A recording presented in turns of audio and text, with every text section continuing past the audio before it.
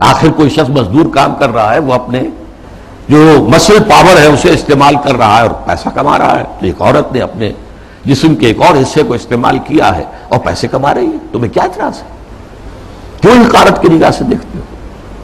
پھر مرد اور عورت ہر اعتبار سے برابر برابر برابر، شانہ بہ شانہ، وراثت میں برابر کا حصہ۔ یہ کیا ہے؟ عورت کا حصہ آدھا مرد سے؟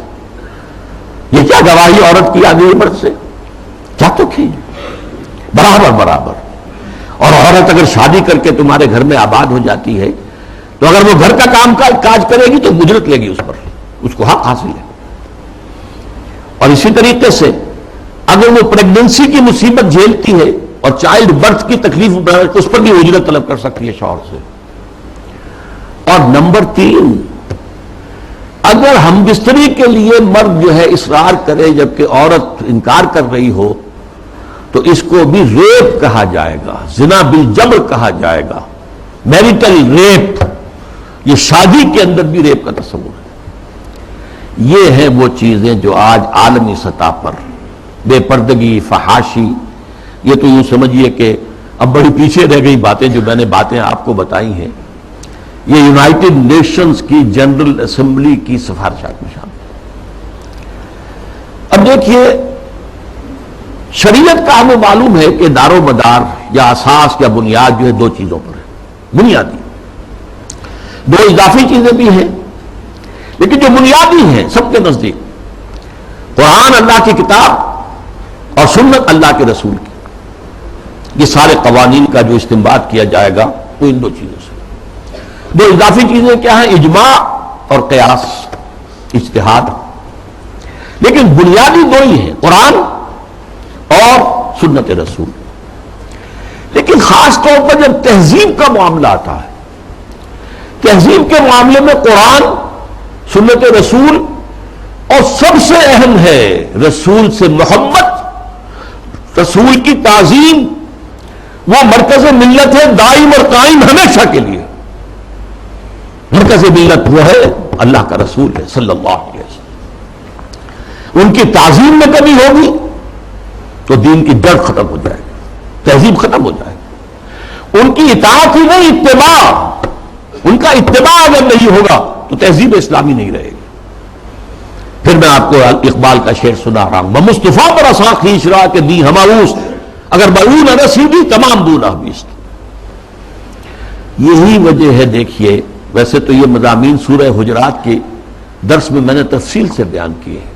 مرکزی شخصیت جو ہے ہمیشہ کے لیے امت مسلمہ کے اندر، باقی چھوٹی چھوٹی قیادتیں ادھر ادھر، کوئی پاکستان میں قائد اعظم بن گیا، کوئی بونگ بندو بن گیا، کوئی اور جو ہے وہ کارنو جو ہے وہ لیڈر بن گیا، یہ ہے سب، لیکن اصل لیڈر، اصل شخصیت، مرکزی شخصیت پورے عالم اسلام کے اندر وہ محمد رسول اللہ کے صلی اللہ علیہ وسلم۔ ان سے محبت، ان کی تعظیم، سوء ادب بھی نہ ہو جائے، ان کی آواز سے اوپر اپنی آواز کم کر دو گے تو سارے اعمال حق ہو جائیں گے۔ یا ایھا الذین آمنوا لا ترفعوا اصواتکم فوق صوت النبی ولا تجهروا له بالقول كجهر بعضكم لبعض ان تحبط اعمالكم وانتم لا تشعرون۔ میں تفصیل سے عرض کرتا رہا ہوں کہ صحابہ کے دور میں تو مطلب تھا حضور کی آواز سے اونچی آواز کر کے بات کرنا، اب کیا ہے؟ حضور کی بات کے مقابلے میں اپنی بات لانا۔ حضور نے تو یہ کہا نہیں میری رائے ہے، واہ، اگر آپ نے مان لیا کہ حضور نے یہ فرمایا ہے تو پھر آپ کون ہیں؟ یہ تمام اعمال صالحہ، ساری تمہارے کرتوت جو بھی تم نے کمائی کی ہے سب ضائع ہو جائیں گے، تمہیں پتہ بھی نہیں چلے گا۔ بھائی میں نے کوئی گناہ کبیرہ تو نہیں کیا، میں نے کوئی اور نہ زنا کیا، نہ شراب پی ہے، نہ کچھ اور کیا ہے۔ انتم لا تشعرون، تمہیں شعور بھی نہیں ہوگا، اور تمہاری ساری جو بھی اب تک کی کارگزاری ہے، تمہارے اعمال ہیں، وہ سب ہبط ہو جائے۔ اب دیکھیے اس پر 2 pronged حملہ ہو رہا ہے مغرب سے۔ نمبر 1، محمد صلی اللہ علیہ وسلم کی شخصیت کو مجروح کر دو۔ یہ کام پہلے بھی ہوا ہے لیکن یہ بڑے مصنفین کی کتابوں میں ہوا، بڑے محدود پیمانے پر ہوا۔ اب جو ہوا ہے آپ نے دیکھا توہین رسالت کا معاملہ، اور جتنے بڑے پیمانے پر حضور کے کارٹون بڑا کشائے کیے گئے، انہوں نے دیکھ لیا ہے، ٹھیک ہے، عالم اسلام کا رد عمل کیا ہے؟ کوئی جلوس نکل آئے، کوئی توڑ پھوڑ ہو گئی، کوئی اپنا ہی بگاڑا، ہمارا کیا بگاڑا؟ اس اعتبار سے غور طلب بات یہ ہے، ایک وار جو ہے کاری کیا ہے انہوں نے اور دیکھ لیا کہ ہے کوئی تھوڑے سے لوگ ہیں، کوئی دقیانوسی ہیں، کوئی جذباتی ہیں، ویسے بھی وہ لوگ عام طور پر ان پڑھ ہیں یا مولوی ملاٹے ہیں، بس ان کا اثر انہوں نے قبول کیا ہے۔ کسی حکومت نے کوئی قدم اٹھایا؟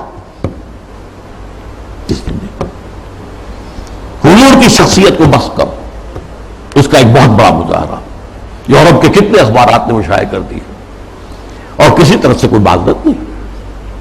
اور دوسرا معاملہ یہی ہے کہ حدیث کا استخفاف کرو اور سنت رسول جو ہے وہ اس کی حجیت کو ختم کر دو۔ اب دیکھیے اس پر جو ہے تفریق بین اللہ والرسل،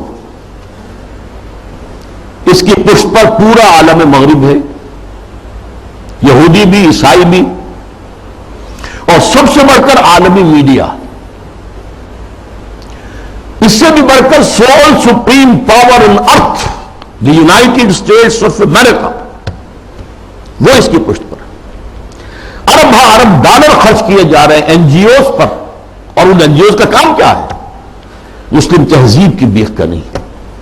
یہ جو ہنٹنگٹن نے کہا ہے کہ یہ ذرا لوہے کا چنا ہے، اس کو چبانے کے لیے ذرا لوہے والے دانت ہی چاہیے، ان الحدید بالحدید یفلح، لوہے کو تو لوہا ہی کاٹ سکتا ہے۔ نظام تعلیم کے اندر بنیادی تبدیلیاں کر دی گئی۔ پھر آغا خان فاؤنڈیشن کو امتحانات اور نصاب وغیرہ کا معاملہ ان کے حوالے کر دیا۔ یہ سارا کیا ہے؟ یہ امریکہ اور دوسری طرف عالم اسلام میں جو اس کے پٹھو بیٹھے ہوئے حکمران ماڈلز، روشن خیالی کے نام سے اور اعتدال پسندی کے نام سے جو پرچار ہو رہا ہے، جو ایوان صدر سے پرچار ہوتا ہے، حکومت کی سطحوں پر، مختلف سطحوں پر پرچار ہو رہا ہے، اور سب سے زیادہ یہ کہ اب میڈیا کے اوپر جو پرچار ہو رہا ہے اور میڈیا کی جو پہنچ ہے اس کا آپ اندازہ کیجیے۔ اس کے ضمن میں خاص طور پر میں آپ سے ذکر کر دوں، جس طرح ہنٹنگٹن کا ذکر آیا ہے، ایسے ہی رینڈ کارپوریشن کی سفارشات چند مہینے پہلے وہ آئی۔ یہ سب سے بڑا ٹاپ کا تھنک ٹینک ہے امریکہ کا۔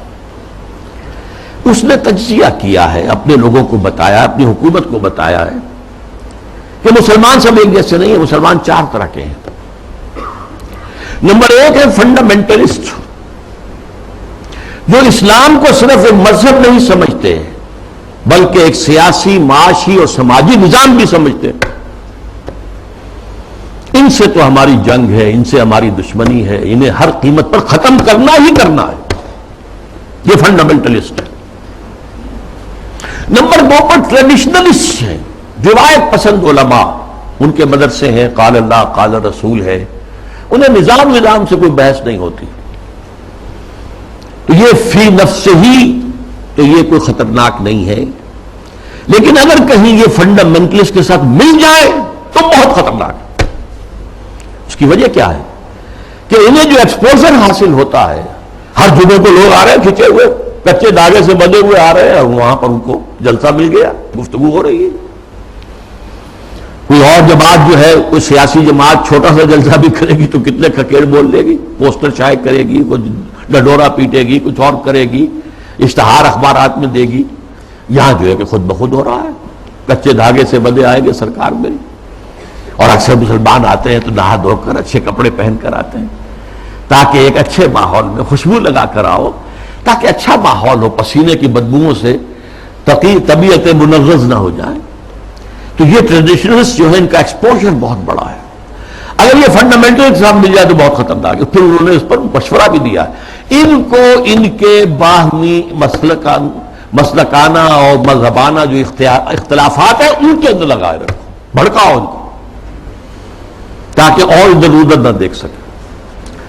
تیسرے نمبر پر اس نے کہا کہ ماڈرنسٹ ہے، ایسے دانشور ہیں کہ جو اسلام کی تعبیر ایسی کر رہے ہیں اسلامی تہذیب کی کہ جو ہماری تہذیب کے ساتھ کمپیٹیبل ہے، جڑ جاتی ہے، مل جاتی ہے، وہ ہماری تہذیب کے لیے کوئی چیلنج نہیں رہتی، وہ تعبیر۔ یہ جو ماڈرنسٹ دانشور ہیں ان کو ضرورت ہے کہ ان کو سب